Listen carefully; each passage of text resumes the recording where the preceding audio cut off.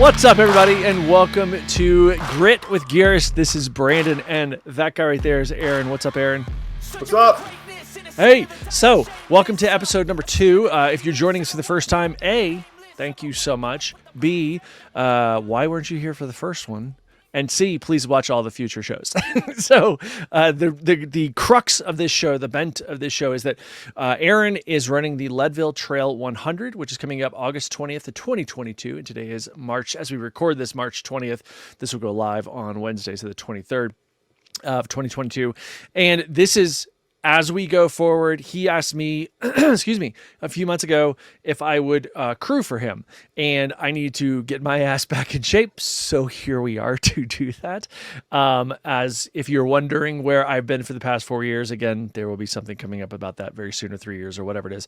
So anyway, today we're going to get into a little bit more of the history of Leadville, kind of some of the rules, some of the requirements, some things like that. We're not really going to get into too much of the course discussion because that'll be something that we'll save for later. But yeah, we'll also talk about exactly what Arron has been doing this week, what I've done this week, where we're going to go, kind of some things that we're using, whether it's nutrition or software or whatever it is.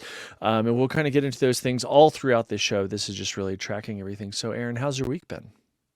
It's been good. It's been good. Culminated this morning with a half marathon race. But the week was Awesome. good. The week was, Yeah.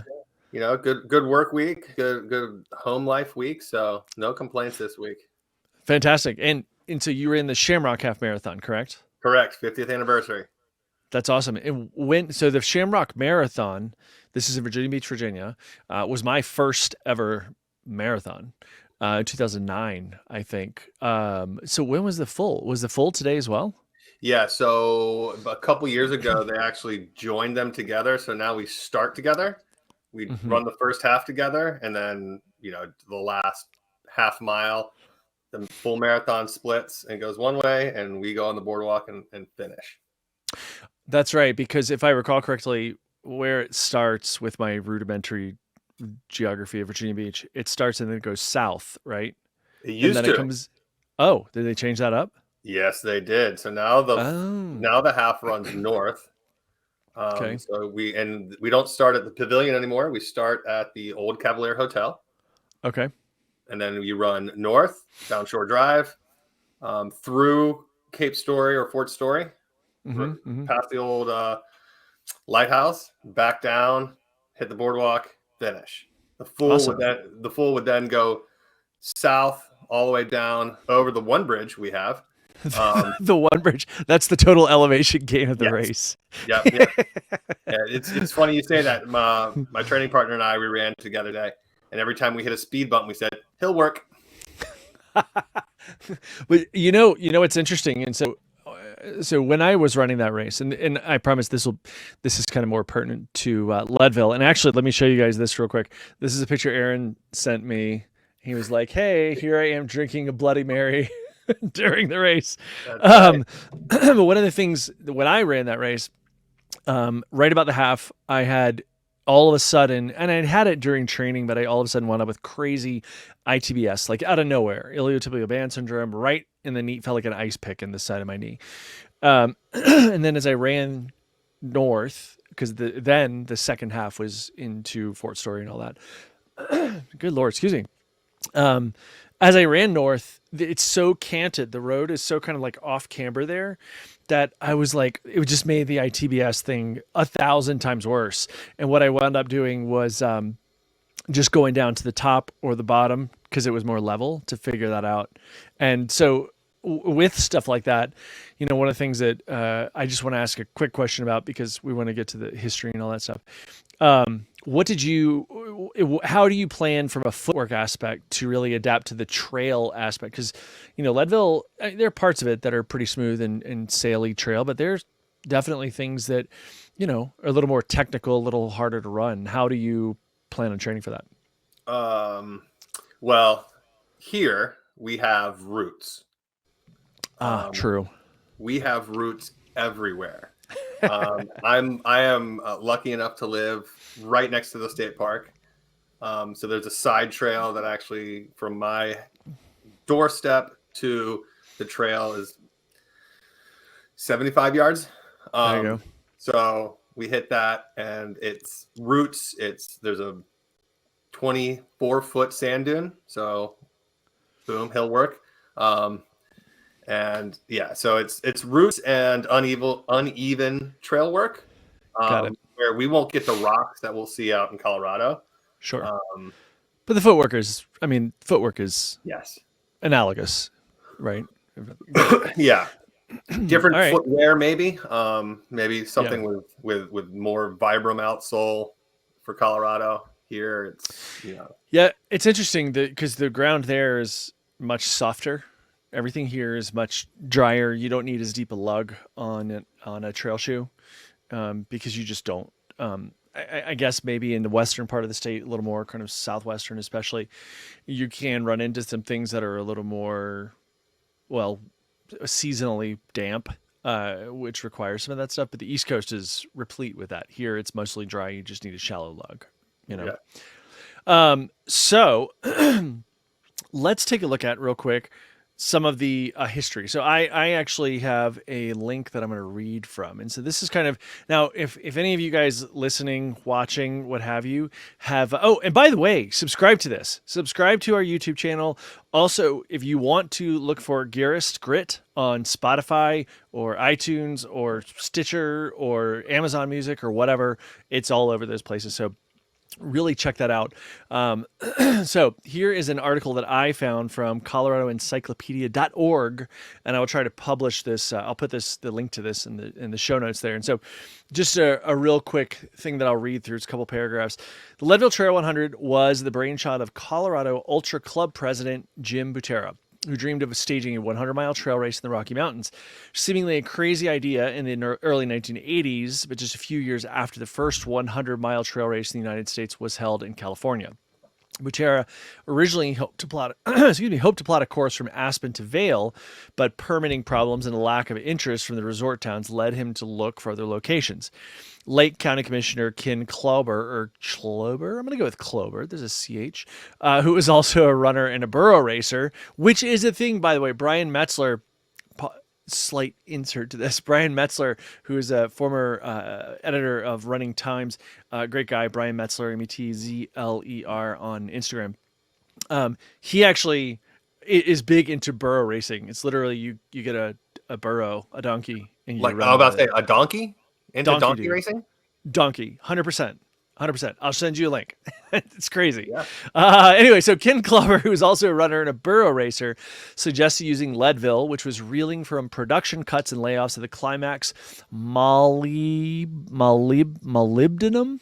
I don't know what the hell that is. Molybdenum. MOLYBDENUM. We're going to go with molybdenum mine, and in dire need of visitors to help the local economy. Butera designed the course and directed the race with the assistance of Klober and local travel agent Marilee Maupin, who rallied the town behind the event. The first race took place on August 27th and 28th of 1983. It had about 44 starters, although accounts do differ on that, including one woman, Carol LaPlante. 10 men finished the race in under 30 hours, led by winner Skip Hamilton, a marathoner and cross-country skier, in 20 hours, 11 minutes. A year later, Hamilton won again in a new record time of 18 hours, 44 minutes. The first female finisher, Terry Gerber, crossed the finish line about 10 hours later in 28 hours, 17 minutes. So that's a little bit of the history of the race. And if you guys have read Born to Run, which, if you haven't, go read it. It's a great book by Chris McDougall. And in it, the whole thing kind of opens, well, partially kind of opens at the Leadville 100 when Rockport, that's right, Rockport, which I think of like dress shoes, right? Wanted to get into the race. So anyway, that's a little bit of the history. I mean, it's kind of this mythical thing because it's been such a well-known event for so many years now. And so it's for a lot of people, Arron included, I'm guessing, assuming it's kind of a bucket list thing, right? 100%. Yep. Yeah. Are there any other things like that are out there for you? I mean, I think the Grand Slam, right? For me, now I wouldn't do it in a year, but I think it's, what is it? Vermont, Leadville, Wasatch, Western, right? Right. Right. Those four, yeah. If I ever got into all four of those, that would be it. Yeah, and that's the challenge with a lot of those is just getting in, right? Yeah, I mean, because yeah, it's just getting in and finding a spot. I mean, yeah. So it'd be bucket list. Those four, perhaps one of the 200s. Okay. And then shifting gears like 180 degrees and just go play golf and drink beer all day. Right. I mean, but that's a legit plan. But you do those races so that you can Right. play Oh golf yeah. and drink beer. Full cut. Listen, you should have a course. So I forget the name of the game because it's been years since I read Born to Run. But the game that the Tarahumara play, where they kick the ball and then they run after it and all that stuff, you should do the same thing, but with golf clubs. And you hit the ball, and then you have to run after it. Oh, hit the ball that seems again. like a lot of work. Come on, it'd be awesome. Yeah. I'd lose a ball and just be running forever. Yeah, for sure. I got my dad golf balls for Christmas that says property of Robbie. Don't worry, I'm just hiding from Robbie or something like that. My dad's name is Robbie. Yeah. So let's, before we get into kind of some of the rules and stuff like that. So as you're training, I mean, you just did a half marathon today. What was your time? Do you mind sharing your time? Oh yeah, 150. Cool. So where are you at in your training? Because, well, I think that, it's very relative. My daughter, who's 11, she asks me kind of like, what's harder, a 5K or a marathon, right? A marathon or a hundo. And I go, everything is as hard as everything else if you put the effort into it, right? I mean, 100%. right. So it's relative. So there's no such thing as harder. Now, obviously 100 miles is longer.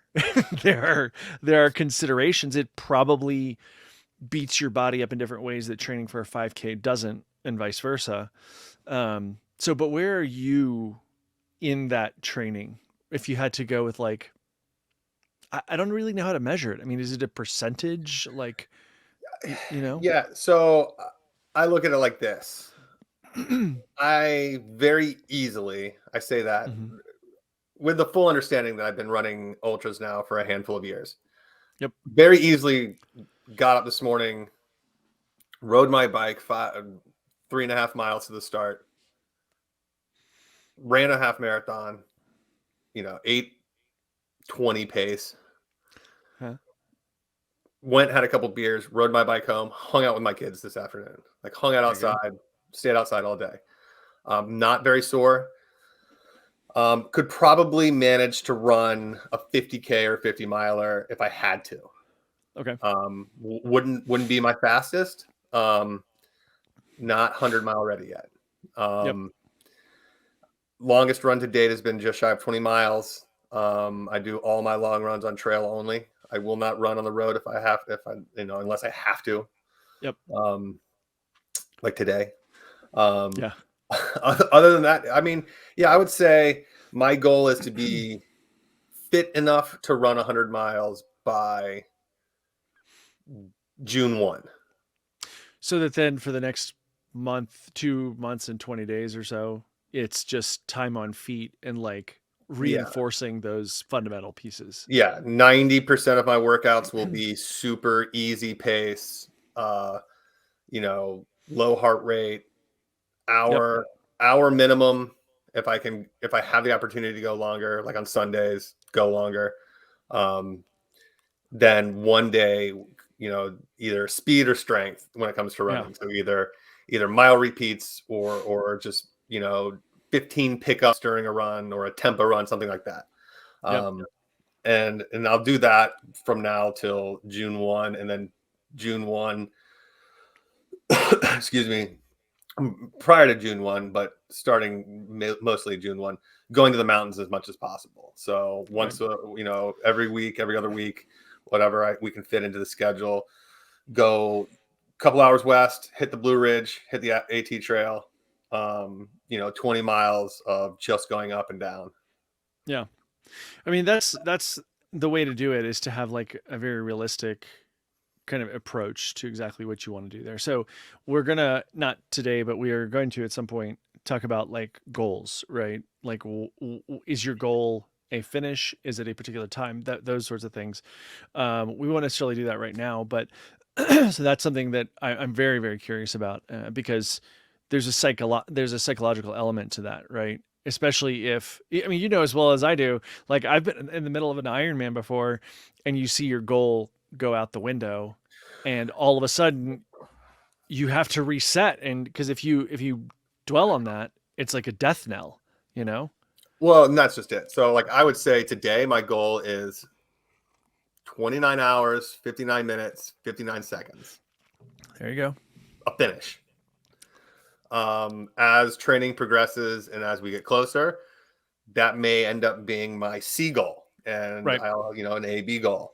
We'll see how that goes. Like this morning on the way to the half, the original goal was, all right, just under 2 hours, just easy under 2 hours. We got going, and I mean, within 3 miles, let's just go 150. Let's see if 150 is in the books. And I mean, just cruising, easy pace. Luckily, this year, 65 degrees and a slight breeze. I mean, Virginia Beach this time of year, it could be. I mean, I've paced 325 here when it was 35 degrees and blowing 25 miles an hour and just miserable. So. I like that. I like that temperature though. I love running when it's cold. Love it. I like running when it's cold. I don't like running when it's cold and blowing 35 miles an hour in your face. That's fair. When I lived in New York one time, there was what year was this? I forget what year. Maybe 2010. Anyway, there was like a blizzard. And I did a run down the West Side Greenway, and it was with wind chill, 40 below zero. And nope. I had these pants that were by who were they by? They were Kraft, right? So Kraft Sportswear, Swedish brand. And they were mostly made for Nordic skiing. So they are kind of cross-country skiing. So they had a soft shell, but still like a harder, like a windbreak front and a spandex back. And the wind was out of the south, right? Ish. And so Manhattan runs roughly north-south. And as I ran down island, it was okay, right? My legs were fine. I felt good. And then when I turned back, like my ass froze because there was no windbreak material on the back. So anyway, so as to some of the rules and stuff. All right. So what we're going to do now is Arron's got the rules for the race, like time cutoffs, crew stuff, because I mean, quite frankly, let's face facts, where I come into this, which is obviously the most important piece. Yeah, it better be. Where the crew is allowed. So we're going to go through a few of those rules and regulations and all that kind of stuff. And what we'll also do with this is Arron we'll have this link to the rules and regulations also posted in the show notes here. So if you want to check that out, go down below. So what are the rules? Tell me. So the official rules, there are 14 of them. Okay. Rule number 1 is be courteous and remember to use your trail usage during the race is a privilege, which I am a huge fan of. I think you should always leave nothing, take nothing. Yep. Pack it in, pack it out. Exactly. Yep. Rule 2, your first run of the event is in complete darkness and a light is mandatory. That's an interesting. So most hundreds require a light.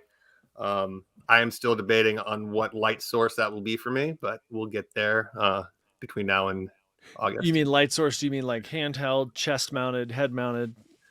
Yeah. And I think as we dive into those sections of the course where you need a light or could need a light, it's going to be dependent on what that light is. If it's, your first hours on double wide course or on a road, do you need a 2000 lumen, chest light, or is a 150 lumen headlamp going to be just fine? Yeah. Rule 3, no littering anywhere on the course. You have your aid stations, hold your trash until you find an appropriate receptacle. Again, pack it in, pack it out. There you go. Please use the porta potties. These are available at all aid stations. Please be courteous. If you can. That is yeah, sure. I will do my best. No promises. Yeah. When nature calls, man, You got to answer. Right. Yeah. You can't just hoof it 13 miles if that's, No. Leave absolutely nothing at the river crossing. I guess it'll, yeah. I mean, I don't plan on it. I don't plan on leaving anything. Yeah. Except for maybe some dignity out in the course, but the 6, do not cut switchbacks. You must follow the trail as it is marked. Stay on the trail. Now, that's always interesting to me because, I mean, you should never go off trail, right? Well, yeah, correct. But I think that maybe, the reason here and a lot of, I mean, everywhere with trails is that shortcutting a switchback like that, it's super tempting because I know trails that I've been on where you're running along and you see up above, it's 50 feet above you is right. the switchback, and you just want to go up there. But the problem is when you do that, it just erodes the trail. Like it'll beat the hell out of a trail. So it's like it's a conservation thing just as much as a cheating thing. I mean, well, yeah. And that's, stay on trail is 100%. You may not stash supplies along the course. I mean, good to know. Yeah, I wasn't planning on it, but now you've given me the idea. Like, I don't know what to stash out there. I'll go up there a few weeks ahead of time, and dig a hole. That's right. We'll put some EPO on the side of the trail. Just like start. Yeah. I mean, I bet if it was a 6-pack, no one would mind. That's right. It wouldn't be there very long. No, it would. Yeah, you can drop it at 6, and by 7, it's gone. Any runner dropping out shall immediately surrender his or her timing chip to a race official at the aid station. Okay, I mean, standard. How far apart are the aid stations? Is it a standard amount apart, or is it roughly X? I want to say they're roughly like 8 miles apart, but I think there are stretches where it's longer. Got it. I don't think they're. So I've run some where there's 20 aid stations in a 100-mile race. So no more than 5 or 6 miles. But I think there's only like 10 or 12 in this one. So okay. And we'll get there in a second. Any runner accepting a ride for any reason is deemed out of the race and may not rejoin the event. No Rosie Ruiz. I was really hoping to get a ride on a donkey while I was in the middle of a race. I was going to stash a donkey for you. Right. Yeah. Yeah. I mean, it's a running race, not a half running race. Get an Uber and decide to finish. No. Which is, yeah.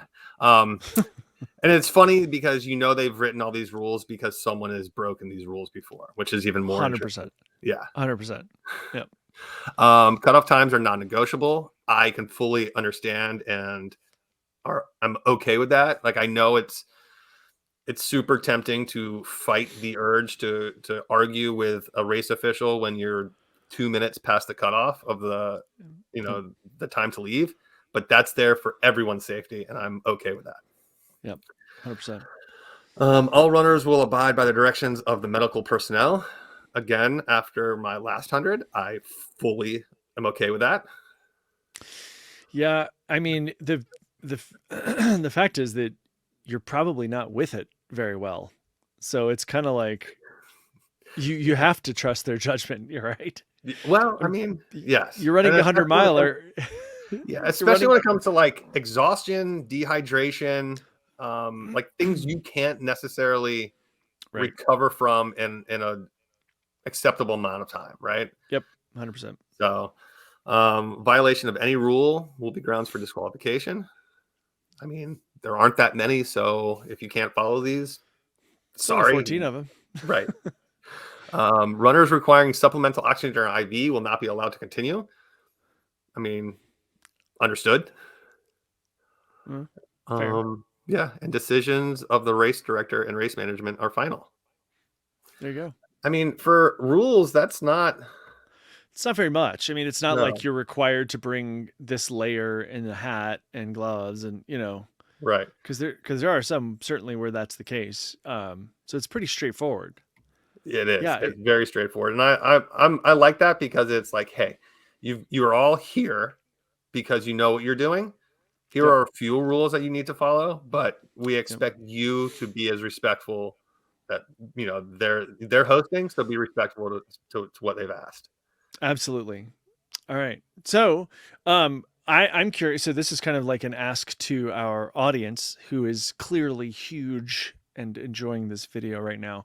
Any of you guys that have done Leadville, I would like to kind of hear some of those unwritten rules. So please leave that down in the comments below, wherever you're watching this, or listening to this. If you want to send us a note, info at Gearist.com, or by the way, at Arron Garrod, ARRON GARROD, or at Gearist for me on Instagram. But so before we kind of cut out for the evening, because we got a few more minutes here, I'm curious how your training went this week. And it's a weird week for you, right? Because you're leading into this half marathon. That's kind of your goal for the week, right? But how is your training going? Are there any kind of niggling pains or anything like that might come up as you move forward? Training's going well. I get to run. I think I ran 6 days this week. I've been trying to run all 7. 3 kids and Yeah. work and everything. You miss a day, it's no big deal. Right. I have become a firm believer. If you miss a day, you miss that workout, regardless of what it was. So I like, if I missed a tempo run, I missed that tempo run for the week. I don't push it to the next day. Right. That's what it is. The only niggle I have is prior to like the end of fall last year, I had some PF issues in my foot. Okay. So it's not totally gone. So I manage it. I've got, I've got by my desk, I've got a rolling stick that I put on my feet. Got it. And then, shameless plug here for Do it. Theragun. Dude, these things, nice. amazing. That's awesome. There's that Moji, Moji. Moji makes this thing. It's like I have one in the other room. I'll have to bring it on next time. It's about the size, I don't know, about the size of a coaster, but it's domed and it's got like these kind of 1/2-inch diameter ball bearings that are kind of embedded in it. And you roll your foot over it while you're just sitting at your desk, because you're just doing your work and it's just down there. Yeah, it's awesome. Yeah. I may have an extra one. I'll try to find out. Yeah. Because this right here, you see this? See that guy? That is 2 golf balls duct taped together. There you go. And I have this thing, since we're all showing these things. By the way, if you're listening on audio, we'll try to describe things. Yeah. So 2 golf balls taped together. Yeah, duct tape together. Duct tape, it's important. Right. This is a company called Rology, and these are actually cork balls. So they're 3 different sizes, and I'm holding it up right now. So here's kind of one that's about, I don't know, what's that, 2 inches in diameter? Like hard and cork? you got like dense, super dense hard cork? Dense cork. It's hard. It's not like wine. It's harder than wine bottle cork, right? I would say.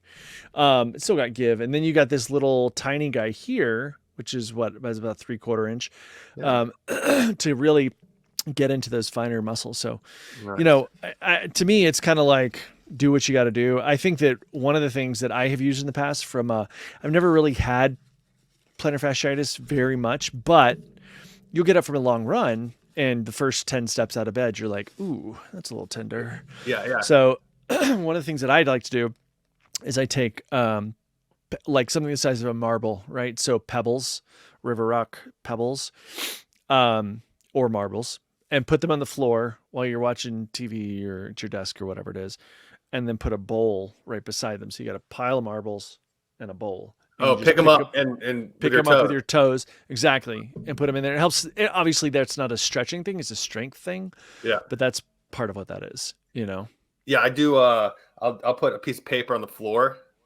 Yep. And start at one end and crinkle it up with my toes. Nice. Or you could do what Dwight Schrute does in that one episode of The Office. If anybody doesn't watch The Office, God, go watch The Office. Wait, come on. And he's like, I'm going to be deadly. And he tries to drink coffee with his hands or his feet. Does not go well. No. So let me tell you where. Wait. I asked you, and then I totally interrupted you.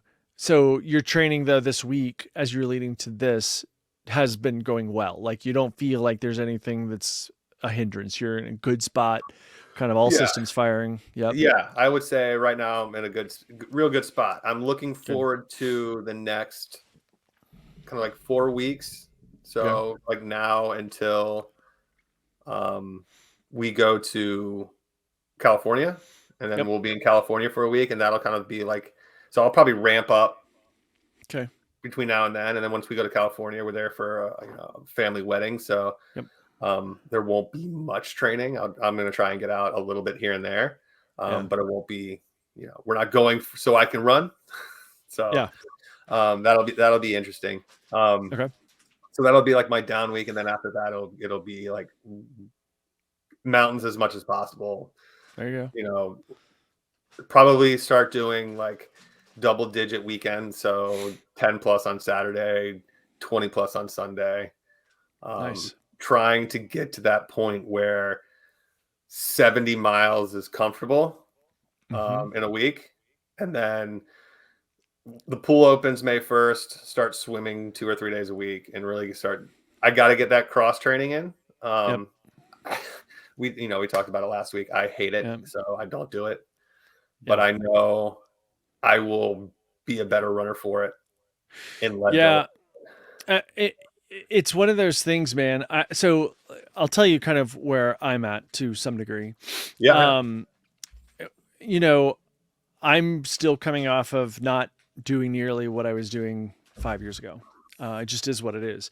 But this time of year in the winter, we live right by a great paved path, and we have really good trail. We have actually a trail loop that's kind of just it's a trail, but it's not like a super rugged trail or anything. And it's a dead on 5 mile loop that's within half mile of my house. And it's fantastic because I can run it and know exactly where I am with 5 miles, which is fantastic to not look down at the watch and be like, where the hell am I? I can see the whole loop. It's awesome. But about right after you asked me about this, right after we talked the first time, I was like, oh, that would be awesome. My left soleus. So if you guys don't know what the soleus is, the gastroc is kind of the fat part of your calf, like the upper part of your calf. And then the soleus is kind of what tends to run below that down into the Achilles transition over the calcaneus into the plantar fascia. So my soleus, and this is something that has come up over the years, but dude, I did something. I don't even know what it was. I was just like running one day and I was doing great, right? I was running basically 6 days a week, and it's not much cycling because it just is not the time of year here in Colorado for that. But I was running, and all of a sudden one day it just went pink, and I didn't do anything in particular. And so for like 4 weeks, pretty much, I was rehabbing that. Like I was walking. I was like, I have to be time on feet. I have to be time on feet. Because it's got nothing to do with mileage, right? At this point, it's all time on feet. The mileage will come. And especially if, like, I live at 5,000 feet here in Boulder County in Longmont, Colorado. And so it's just at this point about getting that endurance built up. I'll go up and I'll get those trails. I'm not worried about it.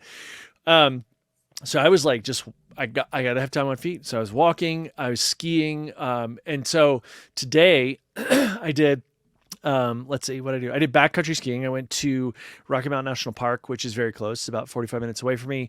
And I was backcountry touring or alpine touring or backcountry skiing. If you guys know what that is, if you don't, happy to describe it. Basically, it's a specialized binding on should be a specialized ski. You put what's called a skin on the bottom of that. Basically, so it feels like an animal skin. It's synthetic, where the hair grain is back, right? So you can slide forward, and then you can basically ski uphill. And then you get to the top, you take your skis off, you lock your binding or your skins off, lock your binding in place, and ski downhill. It's a lot of fun. So today, for instance, I got like that 2 miles of uphill, and it was 1,000 feet of gain. Although my watch for some reason wasn't reading properly, so it was 1,000 feet of gain, roughly 2 miles uphill, and then ski downhill. And it's a fantastic workout. So I'm still, and I'm back to running as of a week and a half ago, which thank God. Yeah. but it's like you have to overcome those things. And to me, as I said, as you're talking about with the cross training, it's time on feet, it's getting in the work from a cardio standpoint, and strength and recovery, all of which are things that we're kind of going to touch on. But so on Strava, you guys can follow me. So there's not going to be much on mine prior to today. So today, I'm publishing more to Strava and stuff like that. I've just kind of taken a break off of it. So with Arron, if you guys search for him, ARR, not AAR, ARRONGARROD, search for him on Strava. We'll also put his Strava link, my Strava link, in the comment section down below. So please take a look at that. And yeah, guys, we want to hear what your questions are about this. Like, where have you been? What are your goals? What do you do when you've got kind of a really annoying injury that's sticking around, but you've got to keep going because you've got an event coming up? What is that? And sometimes it's just like the pain in the ass of life that kind of sneaks up on you. You know what I'm saying? I don't know if you can. Does that? Yeah. Okay. That's the half. Yeah. Does it? You can't really see it. But 13.4 miles elevation gain, 30 feet. I had 1,000 feet and 2 miles. Yeah. Or I think my Strava says 870 feet in 1.8 miles or something like that. Yeah. So it's good stuff. Well, and it's the altitude too, right? I mean, you can get all the like you could, what's that bridge? The Jordan Bridge in, that's the bridge you're talking. Right. You could run that 100 times and get 3,000 feet in a day, but like you're still at sea level. Yeah. And you can't, unless you've got a hyperbaric chamber sitting around, you Which can't. Is funny. I looked at those, but the sleep tents that you can rent. Yep. Didn't go over swimmingly with the wife. Like, I'm not sleeping in that. Do you have an extra bedroom? Just make your closet one. Just get like a vacuum chamber and seal out the closet. I was like, but honey, I'll wing it like I've done everything else in my life. It'll be fine. But honey, think of the advantages. Oh, right. Yeah. My kids will be playing in it like it's a tent. I know. It'll be all leaky. Yeah. Just won't work. All right. So everybody listening, watching, all that kind of stuff, seriously, we want to hear your feedback. And to those of you that have already been watching and subscribing and things like that, thank you so much. Again, we're a new show. We are talking about, there's the gear aspect of this that's going to be coming up. We're going to talk about nutrition. We're going to talk about rest and recovery. We're going to talk about specific workouts. We're going to talk with psychologists, people who've done the race before, trainers, nutritionists, all these sorts of things. So anything you guys want to hear, any suggestions that you have, like, Brandon, don't talk so much. That's fine as well. I won't take any offense. I will take a great deal of offense. Yeah. That won't hurt my feelings. All right, guys. Well, so Arron, I hope you have a fantastic week. This show, guys, what we're trying to do is record on Sunday evenings, publish on Wednesdays. So that's kind of the plan. And as soon as we got enough of you guys that really want to watch live and kind of comment and tell me to shut up and stop talking so much in real time, we'll start broadcasting that live. But until then, you guys go out and look. The reason this show is called Grit is because Arron's got 3 kids. He's got a full-time job. He's a dad and a husband, and just has to be a productive human being, and also has to go through and make this 100 miles at Leadville happen. And one of the things that this is something that I want to focus on kind of as we move forward in the future, is that part of that is that we get so bogged down in those other pieces, right? We get so bogged down in work. We don't do this. We're like, oh, work is the most important thing, but it's not, because all these other things that we get to do, whether it's spending time with our kids or our family, or just going out to dinner, or like you said, riding your bike to the race, go run a race, have a couple beers, come home. It's finding joy in living. Find joy living. I think there's so many people that don't find joy living, that we just go out and we're like, well, I work hard so that I can, when I'm ready to retire. But think about, that's cats in the cradle, right? Find joy living. We should start a hashtag FJL. Yeah. Find joy living. Find joy living. Yeah. If you're not having fun, you're doing it wrong. That's right. All right. Well, all of you, me, Arron, you guys, you there in Paducah, Kentucky, go have fun, find joy living, and turning around, looking behind. I love it. You guys have a good one, and we will see you next time. Thanks so much. Bye, Arron. Bye, Brandon. Have a good one. Thank you.